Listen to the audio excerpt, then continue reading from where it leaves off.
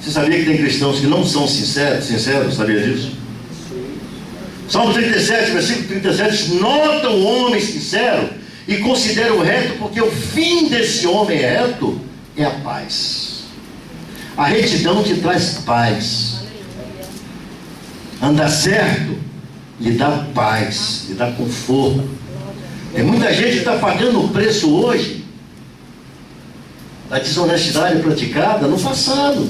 Tem um preço a pagar, você sabia disso? Não, mas eu sou uma nova criatura, eu me transformei, hoje eu só, para voar só faltam as asas, olha, a última pena da asa que está faltando. Falta pouco para eu sair voando de tão santo que eu sou. Mas vai pagar o preço do seu erro do passado. Sim ou sim? Sim. Ok? Então, queridos, a sinceridade, a palavra sinceridade é de origem latina, que quer dizer sinecera, sem cera. O que é isso? Tinha uns camaradas na Roma, no Império Romano, que eles viam com estátuas, ou então com vasos fabricados, e no trajeto, como via no lombo do burro, no lombo do animal, né, o animal sacudindo, algumas arrebentavam, não era protegida, uma ou outra arrebentava. O que é que aquele rapaz, com tendências sul-americanas, fazia?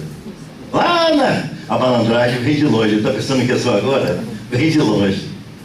O que esse rapaz fazia? Ele pegava cera, e como ele era um bom artífice, ele também era artífice da malandragem. Aí ele colava com cera, deixava bem disfarçado, e quando a vítima levava para casa, a bomba estourava depois. Aí quando a pessoa voltava para comprar, aí já perguntava, é com cera ou sem cera? É com cera ou sem cera? Ele disse, não, esse é sem cera, é legítimo. A palavra sinceridade vem disso, né? Algo cristalino, algo que não é disfarçado, não é isso?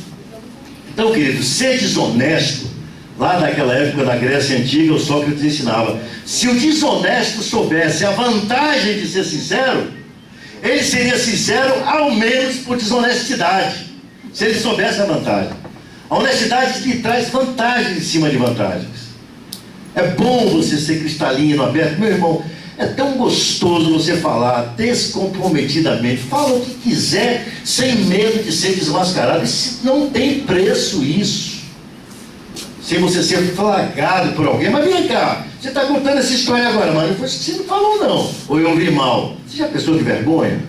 Hein? Não é vergonhoso isso? Então fala comigo, vale a pena? Vale a pena. Ser sincero. Isso está na Bíblia também, né? Lá em Mateus capítulo 5, 37, Jesus falando no Monte das Bem-aventuranças, nos Montes das Bem-aventuranças, seja o vosso falar sim, sim, ou não, não.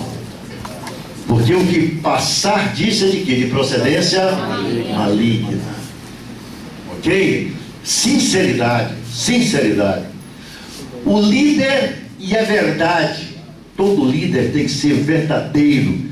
Quando você tem essas características, você atrai a atenção, a admiração dos seus liderados. Eles vão te respeitar sem você precisar engrossar a voz, mas existe muita gente que te admira pelas tuas virtudes.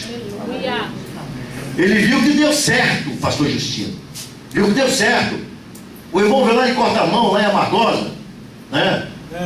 Não conseguiu cortar a mão, veio com as duas mãos inteiras para cá. Homem que vendia lá na feira de São Joaquim e voltava de noite de caminhão lá para a roça. Uma trajetória vitoriosa dessa, quer dizer, um homem desse tem patrimônio, um homem desse tem espaço, está folgado financeiramente. Quem quiser dinheiro emprestado na mão dele, é um caso a se estudar, a se pensar, é isso? Cadastro aprovando, tranquilo, pode vir, está tudo bem. Tem muita gente admirando esse rapaz, porque viu que deu certo. Ser honesto dá certo, ser sincero dá certo, ser verdadeiro dá certo, amados. Ok? Glória a Deus. Glória a Deus. O dono, agora preste atenção, o líder, ele tem que ser tão defensor da verdade, que mesmo ele sendo flagrado em erro, ele tem que ser humilde de dizer que errou e que ele continua atrás da verdade. Isso aconteceu com Davi. Davi pisou na bola. Davi pisou na bola e pensou que ninguém sabia disso. Ele cometeu um adultério e depois um crime de mando. E ele pensava que ninguém sabia disso. E aí o profeta Natan chegou para ele, né, está lá em 2 Samuel, no capítulo 12, se não me falha a memória. Ele contou aquela história de Davi. Quem foi este miserável que fez isso? Aí Natan disse: foi tu, rei, que cometeu esse desvario. Na mesma hora ele se arrependeu, reconheceu o erro dele. Na mesma hora. Foi flagrado no erro e recebeu uma correção e aceitou uma correção. Isso aconteceu com o apóstolo Paulo também. O apóstolo Paulo estava na frente do Sinédrio e o sumo sacerdote mandou esbofetear ele. Aí ele chamou o sumo sacerdote de parede esbranquiçada. Você vai arder no fogo do inferno. Alguém disse: você é maluco se levantar contra o sumo sacerdote, a autoridade maior do Sinédrio aqui. Aí ele pediu perdão, se retratou na mesma hora, amados. O único que nunca foi flagrado em erro foi Jesus.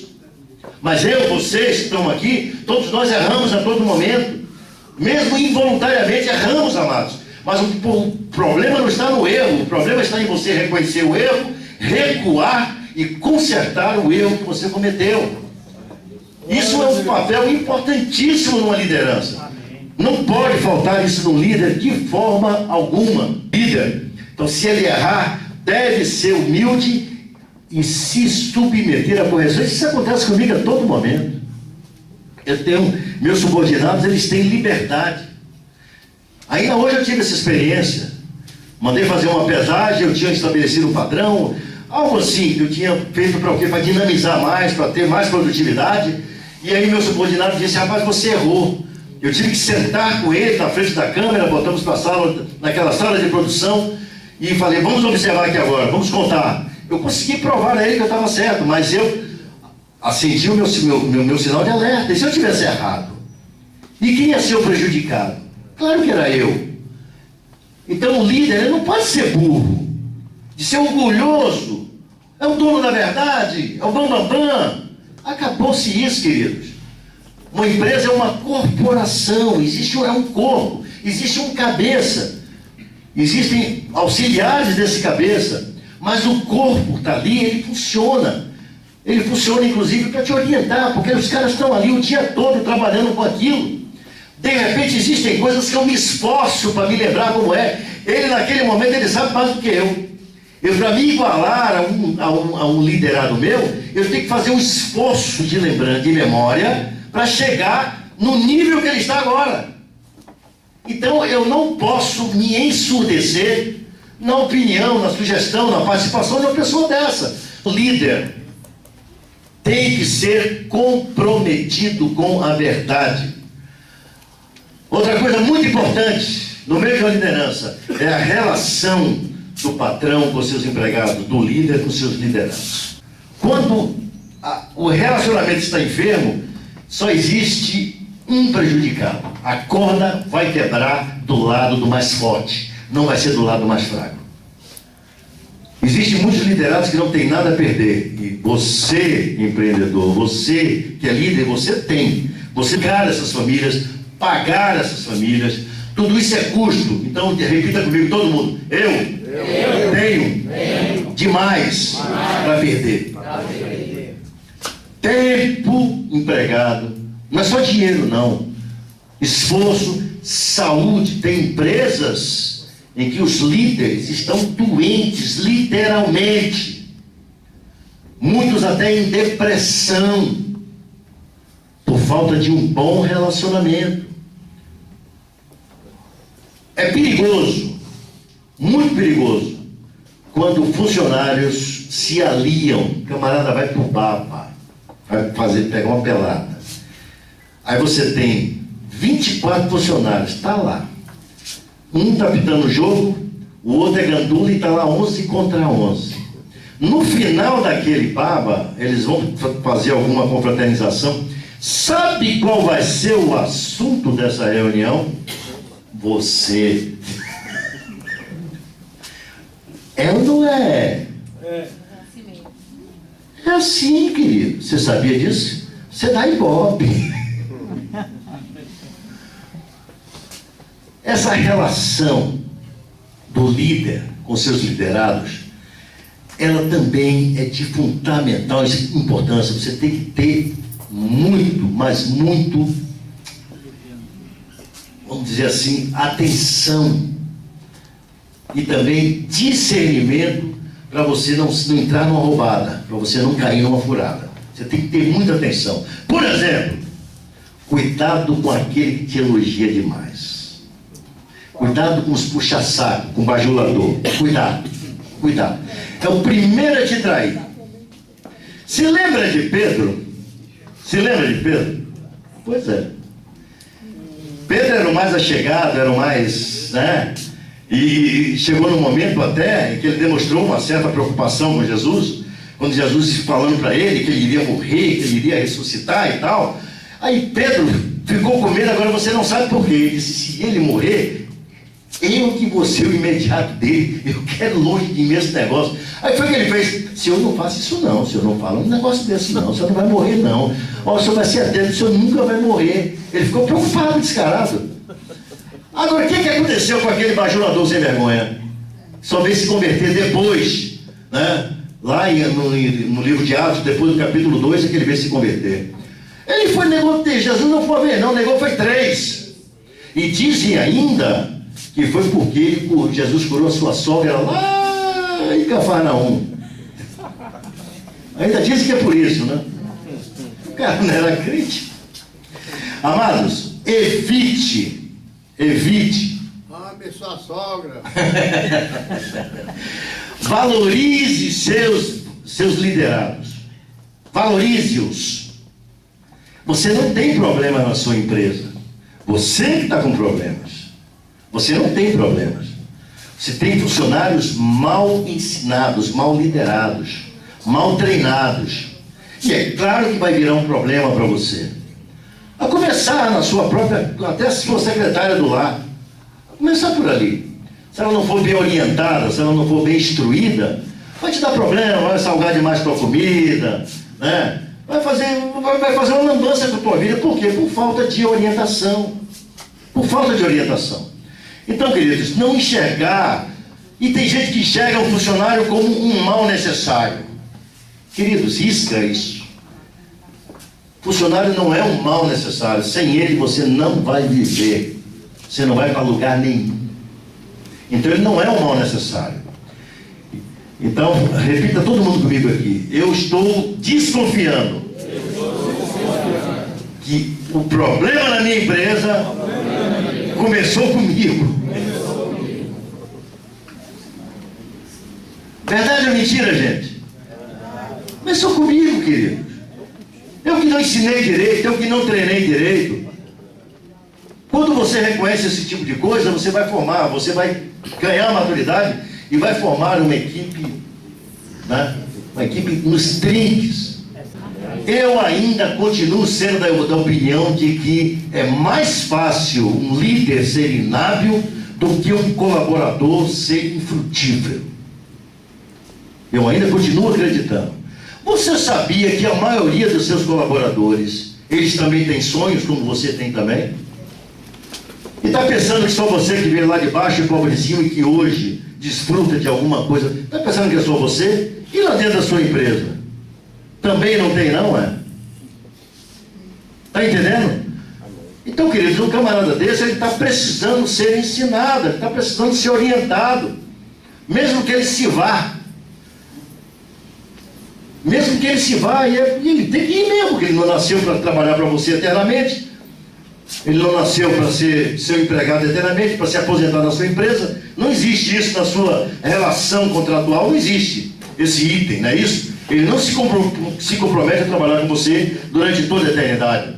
Toda empresa precisa de gente que erra, que não tem medo de errar e que aprende com o erro. Quem ensinou isso aí foi um dos maiores empresários que a humanidade já conheceu até hoje, chamado Bill Gates. Tem muita coisa boa para a gente aprender com esse aí no mundo, querido. Treinar funcionário não é mais luxo, preste atenção, é uma necessidade. Se seus liderados, eles fluam em seus setores, treine-os, ensine. E você tem muito para ensinar, sabe por que você tem? Porque você está aqui agora. Isso aqui é um culto de líderes. Isso aqui é uma reunião de líderes, supervisores, de empresários. Não é verdade? É verdade que tem muita gente que ainda está galgando os primeiros passos, mas já está começando bem, querido. Você está aqui conosco. O líder tem que ter sensibilidade para ser um descobridor de talentos. Você sabia que tem gente no mundo do futebol que o trabalho dele é esse? Visitar várzeas, interior, aquelas peladas de rua. Atrás de quê? De talento. E às vezes nós estamos buscando talento dentro da nossa empresa, talentos que estão fora. E eles estão dentro aqui e não têm oportunidade. Às vezes nós importamos talento de fora, trazemos para a nossa empresa e criamos um problema relacional lá dentro. Vai ter ciúme, vai ter boicote. Eles vão boicotar. Você vai importar um líder para eles lá. Por que não formar um líder lá dentro? Deus me ensinou isso. Todas as vezes, eu aprendi também tomando minhas cacetadas. Todas as vezes que eu trouxe alguém de fora para ser um cabeça em cima dos que já estavam, eu tive problema. Eu aprendi e parei. Comecei a trabalhar em cima dos meus, dos domésticos. Não é verdade? Então, eu gostaria que você repetisse comigo. Eu acho que é inteligente, lucrativo, que eu seja um descobridor de talentos. Queridos, e você pode descobrir talentos. Às vezes um funcionário, um colaborador seu, ele não está desempenhando bem aquela função naquele lugar que ele está. De repente ele está ocupando um posto errado.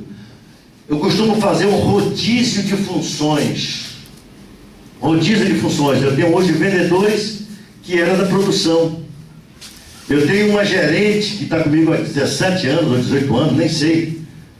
Mais ou menos isso daí, que ela era, hoje é minha mulher de confiança, minha secretária. Era uma péssima promotora, dava raiva. Mas a mulher é competentíssima hoje naquilo que ela faz. Rodízio de funções. De repente você tem uma pessoa que você não está satisfeito com o andamento dele, troque, não demita ainda não. Troque de função. Dá uma oportunidade para ele.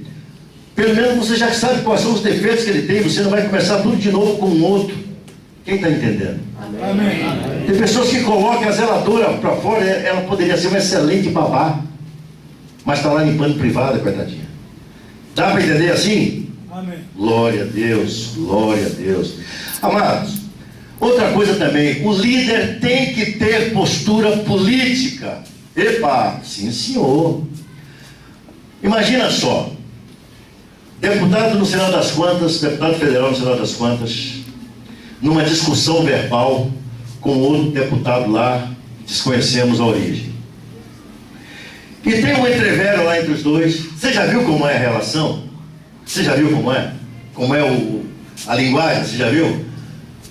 Vossa Excelência está faltando com a devida lisura em relação ao meu caráter. Aí outro responde de lá: Vossa Excelência está se queixando à toa, né? Porque eu bem conheço o passado de Vossa Excelência. Vossa Excelência conhece meu passado porque eu já tinha uma relação amistosa e até demais com a excelentíssima senhora sua mãe. Postura política, amigo.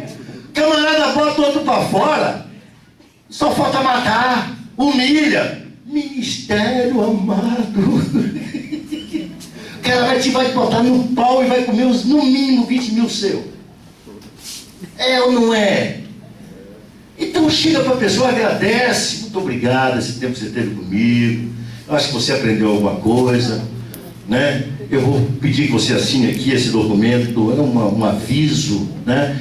Vá na paz, vá com Deus, abençoa ele, vai embora. Não prestou com você, vai ser excelente com outra pessoa.